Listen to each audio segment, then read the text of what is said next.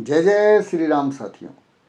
आपके रामालय के मंच पे आप ही का मंच है और आज फिर जुड़ते हैं रामचरितमानस के अगले चरण पे। तो उसी दोहे से मैं फिर प्रारंभ कर देता हूँ ताकि छूटे ना कुछ।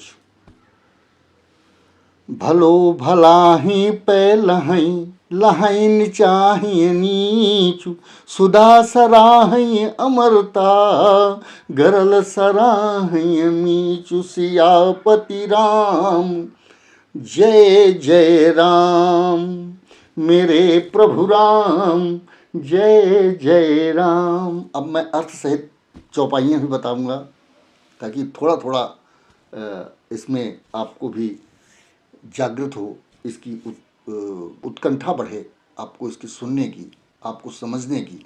क्योंकि इसमें हमारे जो रामचरितमानस है बड़ी वाली लीजिएगा, वो अर्थ सहित है। हमेशा गीता प्रेस की ही लीजिएगा। गीता प्रेस शुद्ध और सही छपी हुई है। खल अघ अगुण साधु गुण गाहा उभय अपारी उदधि अवगा तेहि ते कछु गुण दोष बखाने संग्रह त्याग न बिनु पहचाने। अर्थात खल अघ अगुण साधु गुण गाहा, दुष्टों के पापों और अवगुणों की और साधुओं के गुणों की कथाएं दोनों ही अपार और अथाह हैं। उनके अवगुण और साधु के गुण अथाह हैं। इसी से कुछ गुण और दोष का वर्णन किया गया है, क्योंकि बिना पहचाने उनको ग्रहण या त्याग नहीं हो सकता। जब आप ये समझ जाएंगे कौन से अवगुण हैं और कौन से गुण हैं, किन्हें ग्रहण करना है और किन्हें छोड़ना है, ये हमारे महाराज तुलसीदास जी अगली चौपाइयों में हमें बताएंगे। भले वो पोच सब विधि उपजाए गनि गुण दोष वेद बिल गाए कहीं वेद इतिहास पुराना विधि प्रपंच गुण अवगुण साना। अर्थात भले बुरे सभी ब्रह्मा के पैदा किए हुए हैं। जो भी जीव पैदा हो रहा है वो प्रभु की कृपा ही है, क्योंकि लिखा हुआ है सब मम प्रिय सब मम उपजाए और सब ते अधिक मनुज मोहि भाए मई कहीं वेद इतिहास पुराना विधि प्रपंच गुण अवगुण साना। पर गुण और दोष के विचार कर वेदों ने उनको अलग अलग कर दिया है। वेद इतिहास और पुराण कहते हैं कि ब्रह्मा यह सृष्टि गुण अवगुणों से सनी हुई है। दुख सुख पाप पुण्य दिन राति साधु असाधु सुजाति कुजाति दानव देव ऊंच अरु नीचू अमीय सजीवन माहुर मीचू माया ब्रह्मा जीव जगदीसा लक्ष्य अलक्ष्य रंक अवनीसा काशी मग सुरसरी क्रमनासा मरु मारो मही देव गवासा सरग नरक अनुराग विरागा निगमागम गुण दोष विभागा। अर्थात सुख दुख पाप पुण्य दिन और रात साधु असाधु सुजात कुजात दानव देवता ऊंच नीच अमृत विष सुजीवन सुंदर जीवन मृत्यु माया ब्रह्मा जीव ईश्वर संपत्ति दरिद्रता रंक और राजा, काशी और मगध, गंगा और कर्मनाशा, मारवाड़ा मालवा, ब्राह्मण और कसाई, स्वर्ग नरक अनुराग बैराग, ये सभी पदार्थ ब्रह्मा की सृष्टि में हैं। वेद शास्त्रों ने उनके गुणों दोषों को का विभाग कर दिया है, अलग अलग बांट दिया है। ये गुण हैं और ये दोष हैं, सब एक साथ ही पैदा हुए हैं। क्या आपको चाहिए वो आपके विवेक पे निर्भर करता है। बिन सत्संग विवेक न होई। जब विवेक अंदर आता है, सत्संग आप सुनते हैं, किसी भी संत का सत्संग कहीं हो रहा हो, अवश्य सुने। सत्संग से ही विवेक जागृत होता है और विवेक से ही निर्णय बनता है कि आपको क्या करना चाहिए और क्या नहीं, जीवन कैसे चलता है।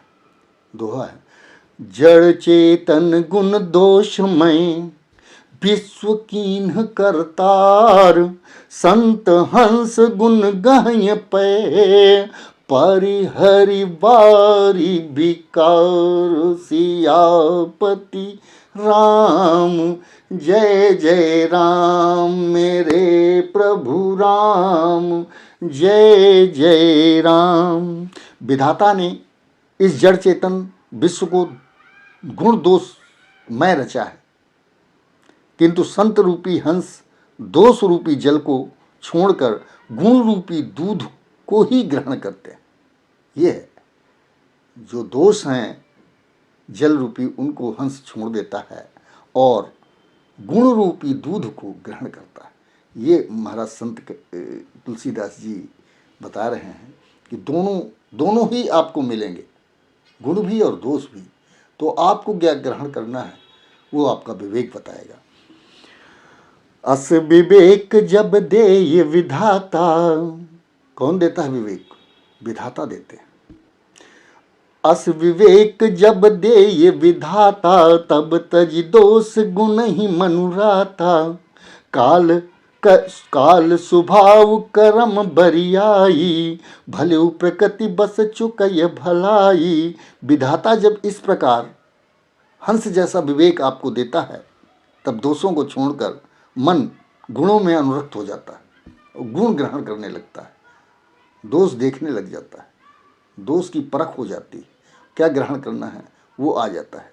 जब विधाता का आपको वरदान प्राप्त हो जाता है। काल स्वभाव कर्म की प्रबलता से भले लोग भी माया के वश में होकर कभी कभी भलाई से चूक जाते हैं। सो सुधारी हरिजन जिमिले, दली दुख दोष बिमल जसु देहि। खलऊ करहि भली पाई सुसंगु, मिटई न मलिन स्वभाव अभंगु। अर्थात भगवान के भक्त जैसे उस चूक को सुधार लेते हैं और दुख दोषों को मिटाकर निर्मल रस देते हैं, वैसे ही दुष्ट भी कभी कभी उत्तम संग पाकर सठ सुधरई सतसंगत पाई, सठ भी सुधर जाते हैं। तो वही महाराज कह रहे हैं, खलहु करहि भले पाई सुसंगु। जब सुसंग हो जाता है, जब उत्तम संग मिल जाता है, तो दुष्ट लोग भी भलाई कर ही देते हैं, परंतु उनका कभी कभी भंग न होने वाला मलिन स्वभाव नहीं मिटता। वो कब मिटेगा? जब वो सत्संग करेंगे। लख सुवेख जग बंचक जेऊ, भेष प्रताप पूजी हैं तेऊ।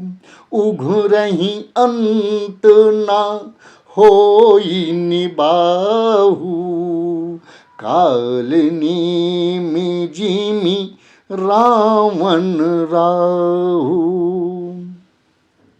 कलयुग में कैसे कैसे भेषधारी होंगे वो बता रहे हैं महाराज तुलसी। जय हो। सुनिएगा, ध्यान दीजिएगा। जो भेषधारी ठग भेष तो रख लेते हैं उत्तम सा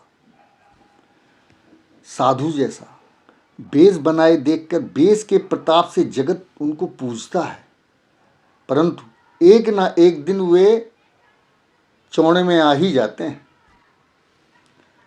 अंत तक उनका कपट नहीं निभता। जैसे कालनेमी का कालनेमी जिमि रावण राहु, जिस तरह से कालनेमी रावण और राहु का हाल हुआ था, वही हाल उनका हो जाता है, जो कपट के द्वारा वेश बदल के समाज को दूषित करते हैं।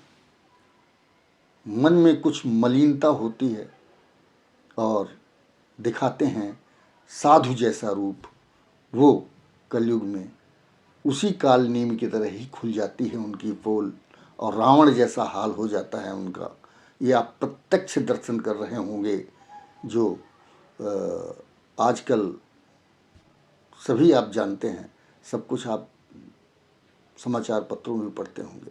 आगे सुनिए। कियों कुबेसु साधु सन्मानु, जिमि जग जामवंत हनुमानु। हानि कुसंग सुसंगति लाहु, लोकहु वेद विदित सब काहू। बुरा वेश बना लेने पर भी साधु का सम्मान ही होता है। अगर फटे कपड़े भी साधु पहने हुए है, गंदा है, तब भी उनका सम्मान होगा, क्योंकि साधु हैं। जैसे जगत में जामवन और हनुमान जी का हुआ। बुरे संग से हानि और अच्छे संग से लाभ होता है। यह बात लोक और वेद में है और सभी लोग इसको जानते भी हैं, आप भी और हम भी, कि अच्छी संगत करने से हम अच्छे बन जाएंगे, बुरी संगत करने से हम बुरे हो जाएंगे। सठ सुधरहि सतसंगत पाई। इसलिए हमेशा मन ठीक रहे तो सत्संग अवश्य करना चाहिए। हमारे सनातन का यही प्रभाव है, सत्संग ही सुधारे हुए हम लोगों को। आगे। गगन चढ़ई रज पवन प्रसंगा, कीचहि मिलहि नीच जल संगा। साधु असाधु सदन सुख सारी, सुमरहि राम देहि गनि गारी। पवन के संग से धूल आकाश पर चढ़ जाती है। जब हवा चलती है तो धूल उड़ के आकाश की तरफ उड़ जाती है, आकाश में चढ़ जाती है। और वही नीचे की ओर बहने वाली जल के संग से, जो नीचे उड़ती बहती है, वो जल के संग मिलके कीचड़ बन जाती है। कितना बढ़िया उदाहरण। साधु के घर के तोता मैना राम राम सुमरते हैं और असाधु के घर के तोता मैना गिन गिन कर गालियां देते हैं। ये है अंतर, और शब्द ही ब्रह्म है। आगे। धूम कुसंगति कारिख होई, लिखहि पुराण मंजुमसी सोई। सोय जल अनल अनिल संघाता, होई जलद जग जीवन दाता। अब इसका अर्थ, कुसंग के कारण धुआं कालिख कहलाता है। धुआं जो है कुसंगत पड़ने पे कालिख का रूप ले लेता है, जिसको कालिख बोलते हैं। और वही धुआं सुसंग पा करके, सुंदर स्याही हो करके पुराण लिखने के काम आ जाता है। वही धुआं जल, अग्नि और पवन के संग से हो बादल बन जाता है और जगत को जीवन देने वाला जल बनकर बरस जाता है। धुआं वही। आज इतना ही। जय जय श्री राम।